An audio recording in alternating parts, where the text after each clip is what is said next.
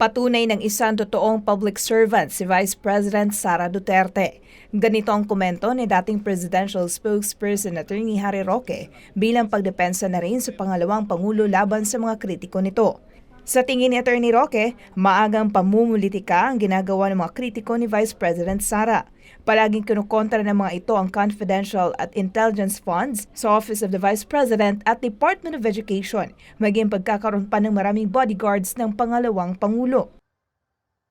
Pamumulitika po yan dahil napakataas ng trust and satisfaction rating ni VP Sara at aminin natin hindi. Ngayon pala naghahanda na yung mga tatakbo para presidente sa 2028. Pinagtutulong-tulungan na po nila si VP Sara.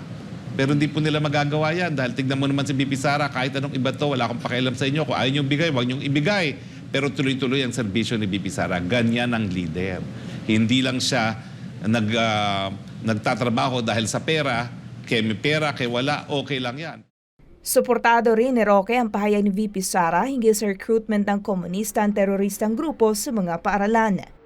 Tama naman ang sinasabi niya. Talaga naman kung ikaw ay mamamatay tao at gusto mo talagang i-brainwash ang mga kabataan, gagawin mo yan sa pamamagitan ng mga paaralan.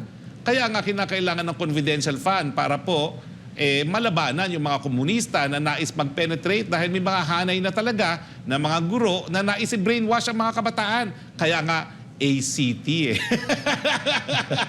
Concerned teachers daw sila. Pero meron silang ibang mga layunin sa lipunan. Ang komunistang teacher. Nauna nang ipinaliwanag ni Vice President Sara na bagamat hindi naman problema sa kanila sa OVP at DepEd na walang confidential at intelligence funds, nakatutulong rin ito para sa pagpapatupad ng iba't ibang proyekto at aktibidad. Halimbawa na dito ang pagmamonitor sa mga aktibidad ng mga komunista, gaya na lang ng recruitment sa public schools.